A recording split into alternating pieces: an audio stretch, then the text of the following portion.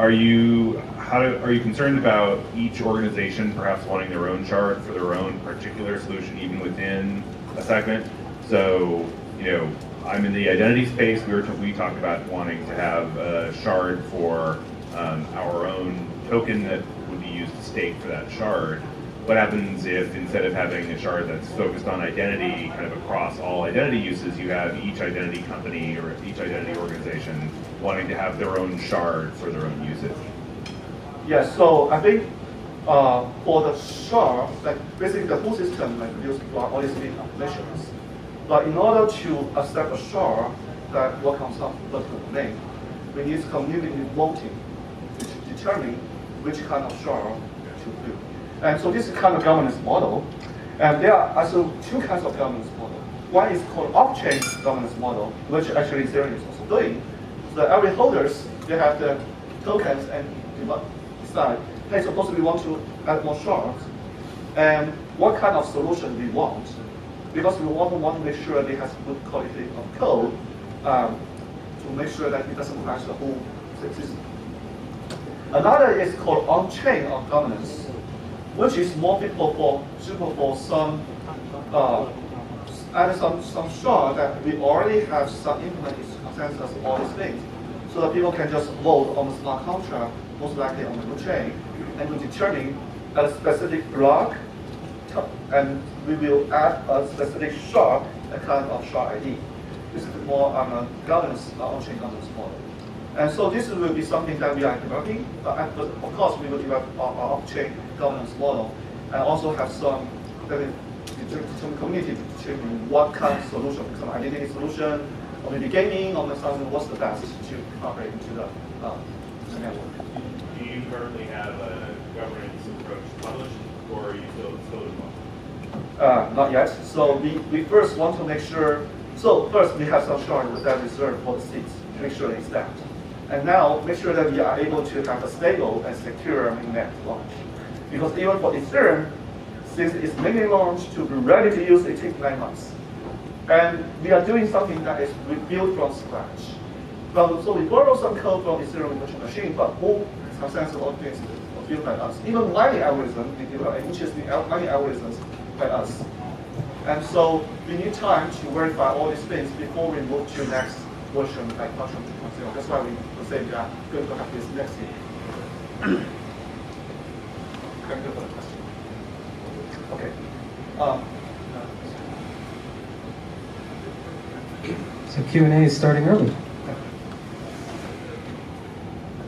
So I noticed that you were talking about limiting the number of execution for smart contracts by miners. And in a decentralized network that is incentivized by executing transactions or gas prices, that's part of the problem as far as scalability on that network, as we're starting to see now the number of miners and nodes are dropping. So part of the problem with scaling on the actual decentralized network that you're utilizing as an arbitrary or an abstraction layer to it, you still need to understand that the miners have to actually still get paid. So if you're limiting their numbers of what they'll get as execution, they're not going to be happy with what you're running on their platform. This has been the problem with Bitcoin as well in the proposals. I only bring this up because literally we're seeing the ramifications of lowering mining rewards, as well as now for lowering the number of transactions on chain. We now are starting to see a problem with the reason to keep the network alive. So what is your proposal to address that? So let me just clarify the question. So you mean that as the block reward reduces, then there will be less incentive for the miners to basically process the transactions? So I think right now, I think for Bitcoin is still congested, right? The network. If you look at the mempool this time, like today versus this time last year, it's a totally different world. That's why you are starting to see transactions actually be able to process faster, is because there's not many people using the chains anymore due to the higher transaction fees. So you have to compensate the miners, otherwise you start to lose the network. And without the miners, they're not running nodes. So you have no validation on the chain at all. So 51% is very easy. Let me explain in different directions. I'm not sure I answered the question correctly, but so I think first is the cost of basically produce a block and cost of collecting these transaction fees. And one cost is basically, right now, why Bitcoin is so expensive because in order to basically produce a block, it has a very significant hash power to it. And so with the sharding technology, actually, if there's with more shards, we are able to basically achieve a trade-off between both the security and a number of the hash power to, for example, drive the transactions, to collect the transactions, so that you will be having significantly less hash power to process transactions. So it incentivize a lot of small miners to be able to join the network directly. Yes, but in that compromise of the security is part of the whole reason that the hashing and the proof of work and any consensus algorithm is actually there for. Yeah. So for security-wise, so let me give you a more practical example. Not sure I can use this. So for example, Ethereum right now has roughly 210 hash, I think 120 terahash per second. While Ethereum Classic has roughly, I think, 15 terahash per second. And Bitcoin is at over 80 quintillion.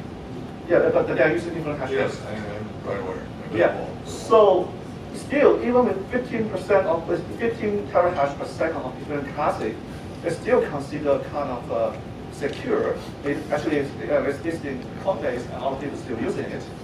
Why? Because even it has less than 10% of the hash power than Ethereum, still producing this 15 terahash per second to attack the network is still pretty expensive. For our strategy, it's a little bit different. Say, hey, there's so much hash power on the Ethereum, while the transaction per second is still this amount. Why not we put all this hash power together? Suppose we have 248 hash power of all Ether hash network. Now we have half of the hash power, or more than half of the hash power, to protect all the transactions for double spending attack. That's much stronger than Ethereum Classic, even though it's still smaller than Ethereum. While the rest of 124 hash power, suppose I divide them by 100. So each shard only needs 1 terahash in order to process all the transactions. So your double spend explanation there could easily be fixed with software. That proposal was denied by Vitalik and his team. That's neither here nor there. You can go to GitHub and look at that.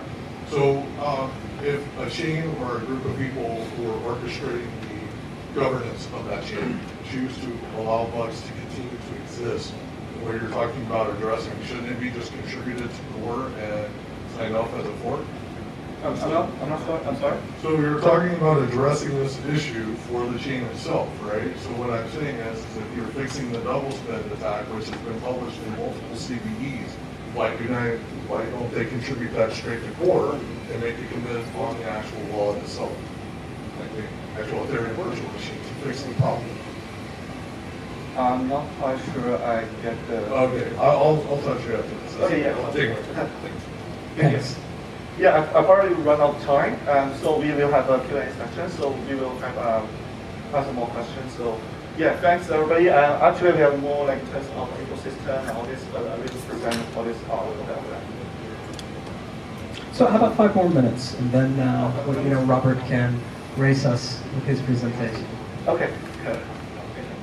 Right now we are basically building our developer communities.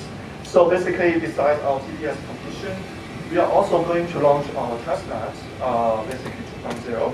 So versus the testnet 1.0, testnet 2.0 is an open testnet, which means that everybody, as long as has hash power, is able to join the network on this block.